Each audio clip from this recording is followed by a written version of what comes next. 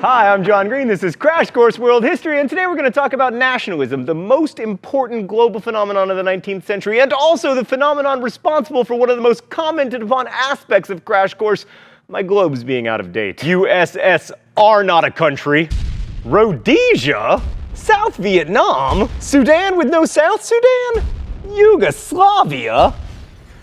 Okay, no more inaccuracies with the globes. Oh, the little globes! This one doesn't know about Slovakia, this one has East Frak in Pakistan, and this one identifies Lithuania as part of Asia. Okay, no more globe inaccuracies. Actually, bring back my globes. I feel naked without them.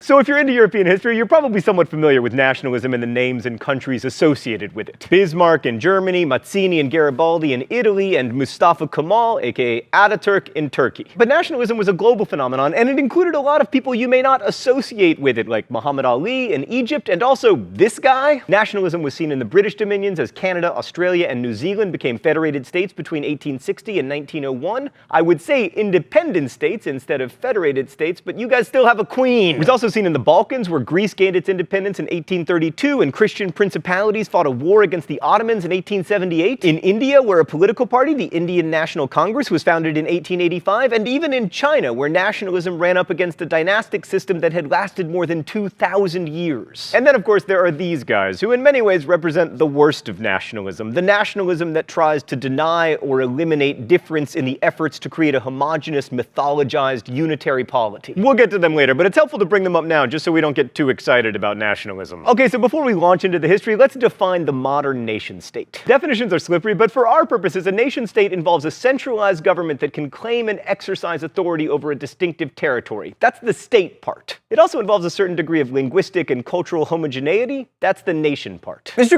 Green, by that definition, China was a nation-state by, probably the Han Dynasty. Dude, me from the past, you're getting smart. Yeah, it could be, and some historians argue that it was. Nationhood is really hard to define. Like in James Joyce's Ulysses, the character Bloom famously says that a nation is the same people living in the same place, but then he remembers the Irish and Jewish diasporas and adds, or also living in different places. But let's ignore diasporas for the moment and focus on territorially bounded groups with a common heritage. Same people, same place. So how do you become a nation? Well, some argue it's an organic process involving culturally similar people wanting to formalize their connections. Others argue that nationalism is constructed by governments, building a sense of patriotism through compulsory military service and statues of national heroes. Public education is often seen as part of this nationalizing project. Schools and textbooks allow countries to share their nationalizing narratives, which is why the once and possibly future independent nation of Texas issues textbooks literally whitewashing early American history. Still, other historians argue that nationalism was an outgrowth of urbanization and industrialization, since new urbanites were the most likely people to want to see themselves as part of a nation. For instance, Prague's population rose from 157,000 to 514,000 between 1850 and 1900, at the same time that the Czechs were beginning to see themselves as separate from the Austro-Hungarian Empire. Which is a cool idea, but it doesn't explain why other less industrialized places like India also saw a lot of nationalism. The actual business of nationalization involves creating bureaucracies, new systems of education, building a large military, and often using that military to fight other nation-states, since nations often construct themselves in opposition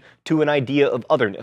A big part of being Irish, for instance, is not being English. So emerging nations had a lot of conflicts, including the Napoleonic Wars, which helped the French become the French, the Indian Rebellion of 1857, which helped Indians to identify themselves as a homogenous people, the American Civil War. I mean, before the Civil War, many Americans thought of themselves not as Americans, but as Virginians, or New Yorkers, or Pennsylvanians. I mean, our antebellum nation was usually called these United States, after it became the United States. So in the US, nationalism pulled a nation together, but often nationalism was a destabilizing force for multi-ethnic land-based empires. This was especially the case in the Ottoman Empire, which started falling apart in the 19th century as first the Greeks, then the Serbs, Romanians, and Bulgarians, all predominantly Christian people, began clamoring for, and in some cases winning, independence. Egypt is another good example of nationalism serving both to create a new state and to weaken an empire. Muhammad Ali, who was actually Albanian and spoke Turkish, not Egyptian Arabic, and his ruling ruling family encouraged the Egyptian people to imagine themselves as a separate nationality. But okay, so nationalism was a global phenomenon in the 19th century, and we can't talk about it everywhere, so instead, we're going to focus on one case study. Japan. You thought I was going to say Germany, didn't you? Nope, you can bite me, Bismarck. Japan had been fragmented and feudal until the late 16th century when a series of warrior landowners managed to consolidate power. Eventually, power came to the Tokugawa family, who created a military government, or bakufu. The first Tokugawa to take power was Ieyasu, who took over after the death of one of the main unifiers of Japan, Toyotomi Hideyoshi, sometimes known as the Monkey, although his wife called him, and this is true, the Bald Rat. In 1603, Ieyasu convinced the emperor, who was something of a figurehead, to grant him the title of shogun. And for the next 260 years or so, the Tokugawa bakufu was the main government of Japan. The primary virtue of this government was not necessarily its efficiency or its forward-thinking policies, but its stability. Stability, the most underrated of governmental virtues. Let's go to the thought bubble. The Tokugawa bakufu wasn't much for centralization, as power was mainly in the hands of local lords called daimyo.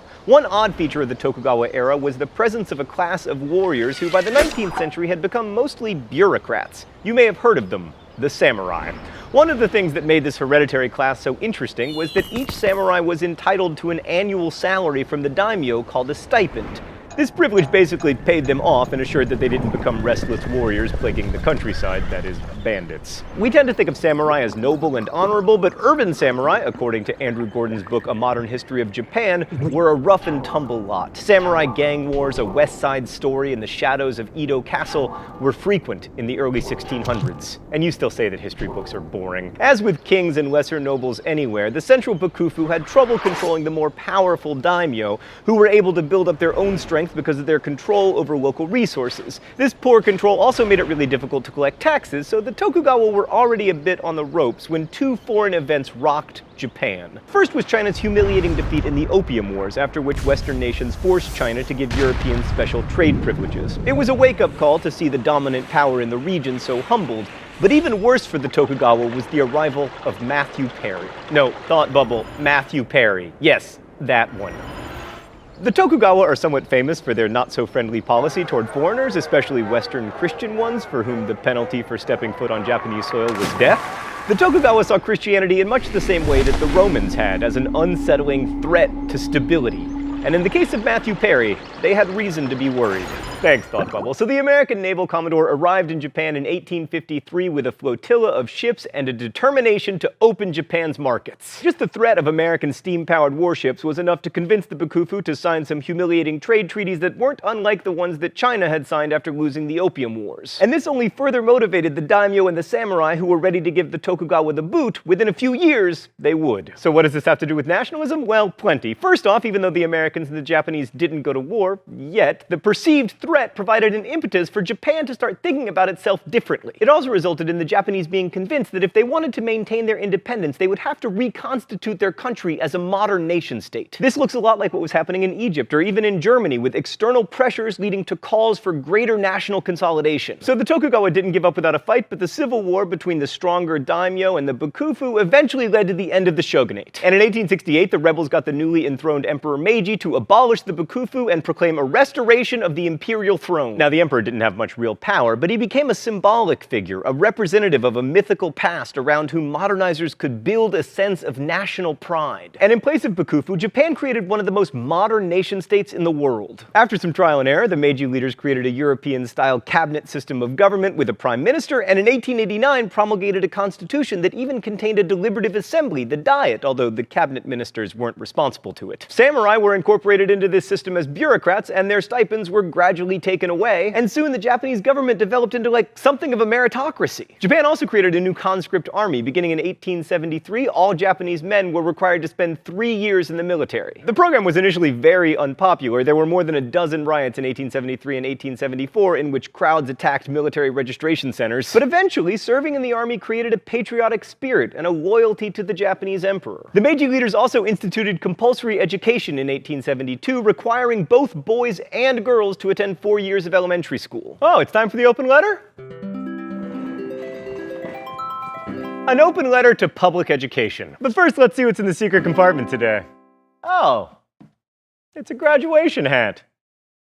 Thanks, Meredith the intern, for letting me borrow your graduation hat. Dear Public Education, when you were introduced in Japan, you were very unpopular because you were funded by a new property tax. In fact, you were so unpopular that at least 2,000 schools were destroyed by rioters, primarily through arson. Stan, it doesn't look good when you bring it in close like that. I look like a 90-year-old swimmer. And even though public education has proved extremely successful, lots of people still complain about having to pay taxes for it. So let me explain something. Public education does not exist for the benefit of students or for the benefit of their parents. It exists for the benefit of the social order. We have discovered as a species that it is useful to have an educated population. You do not need to be a student or have a child who is a student to benefit from public education. Every second of every day of your life you benefit from public education. So let me explain why I like to pay taxes for schools even though I don't personally have a kid in school. It's because I don't like living in a country with a bunch of stupid people. Best wishes, John Green. In Japan, nationalism meant modernization, largely inspired by and in competition with the West. So the Meiji government established a functioning tax system, they built public infrastructure like harbors and telegraph lines, invested heavily in railroads, and created a uniform national currency. But the dark side of nationalism began to appear early on. In 1869, the Meiji rulers expanded Japan's borders to include the island of Hokkaido, and in 1879, they acquired Okinawa after forcing its king to abdicate. In 1874, Japan even invaded Taiwan with an eye toward colonizing it, although they weren't successful. And in these early actions, we already see that nationalism has a habit of thriving on conflict. And often the project of creating a nation-state goes hand in hand with preventing others from doing the same. This failure to imagine the other complexly isn't new, but it's about to get a lot more problematic, as we'll see next week when we discuss European imperialism.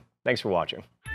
Crash Course is produced and directed by Stan Muller. Our script supervisor is Danica Johnson. We're ably interned by Meredith Danko, and our graphics team is Thought Bubble. Also, the show was written by my high school history student John Green and myself, Raoul Meyer. Last week's phrase of the week was bearded Marxist. If you'd like to guess at this week's phrase of the week or suggest future ones, you can do so in comments, where you can also ask questions about today's video that will be answered by our team of historians. Thanks for watching Crash Course, and as we say in my hometown, don't forget to be awesome.